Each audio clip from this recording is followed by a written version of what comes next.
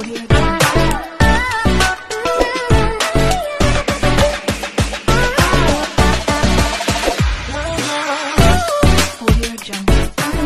warahmatullahi wabarakatuh. Welcome to my YouTube channel lagi teman-teman, di kelasnya Bu Enti Krisna. Kali ini Bu Enti akan sharing terkait dengan skripsi lagi. Teman-teman, kali ini kita fokus di bab 4 ya. Di bab 4 ini, penyakitnya sama ya. Teman-teman, jadi tips yang ada di bab 4 ini yang sering dilakukan dalam hal-hal yang salah atau kesalahan yang sering dilakukan oleh teman-teman adalah ketika di pembahasan atau interpretasi hasil ya, gini ya. Jadi teman-teman, ketika kita berada di bab 4 yaitu pembahasan, teman-teman jangan cuma satu paragraf sedikit pembahasannya hasil dari analisis statistiknya. Jadi teman-teman, kalau umpamanya udah nyampe di bab 4 di pembahasan, fokus teman-teman di pembahasan. Jangan hanya kopas hasil analisis statistiknya saja. Udah ya, hasil statistiknya adalah 0, sekian yang artinya ditolak, yang artinya diterima. Udah selesai. Tidak seperti itu teman-teman. Jadi yang harus dilakukan di bab 4 apalagi di pembahasan, pembahasan ini adalah gongnya teman-teman ya. Kita meneliti dari bab 1, bab 2, bab 3 dan bab 4 ini adalah puncaknya hasil dari penelitian kita. Apa sih hasilnya itu? Nah gitu ya teman-teman, jangan cuman kopas. Misalnya nih ya, jadi kalau umumnya hasilnya ternyata X1 ya atau H1 diterima, artinya apa?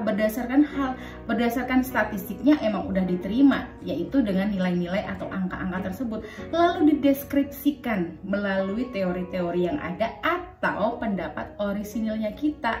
Misalnya, oh ternyata ada penelitian ya, misalnya ada penelitian, ternyata dulu kalau umamanya ada sebuah salon kecantikan, di mana salon kecantikan itu selama ini memang adalah target pasarnya atau segmen pasarnya adalah menengah ke atas ya, menengah ke atas.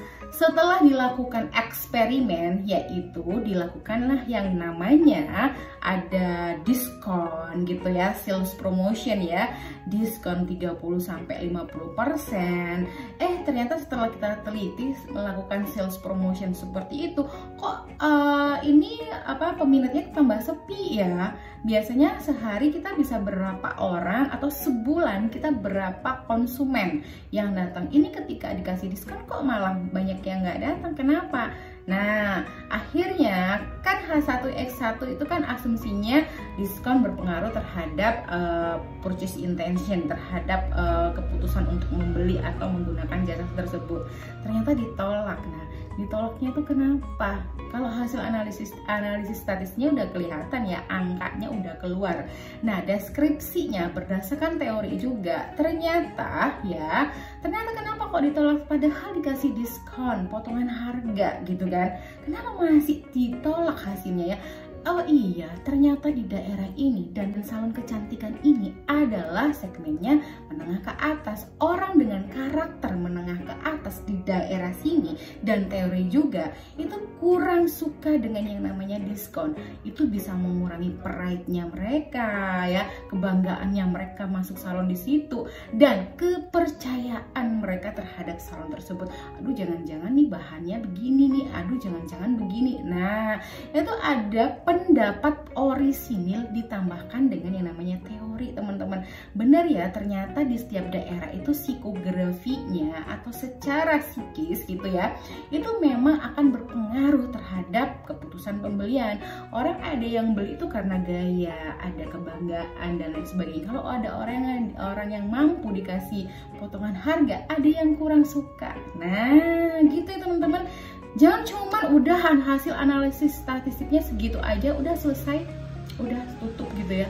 Satu halaman itu bisa 2 hasil hipotesis, 2 paragraf hipotesis ya. Jadi H1 H2 di 1 halaman di pembahasan.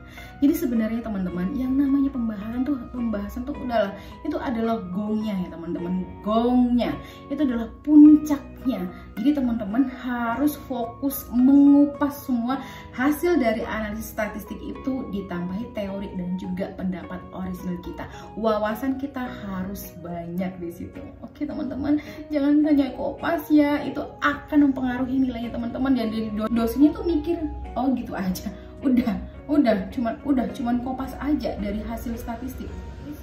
Saran Bu Wenti, jangan lupa teori pendapat orisinal digabungkan saling berintegrasi gitu kan ya, hasil analisis statistiknya, teori sama pendapat orisinal kalian harus berintegrasi. Oke, gitu ya teman-teman, semoga bermanfaat dan semoga lancar skripsinya dan semoga dimudahkan segala jalannya ke depannya. Terima kasih banyak. Wassalamualaikum warahmatullahi wabarakatuh.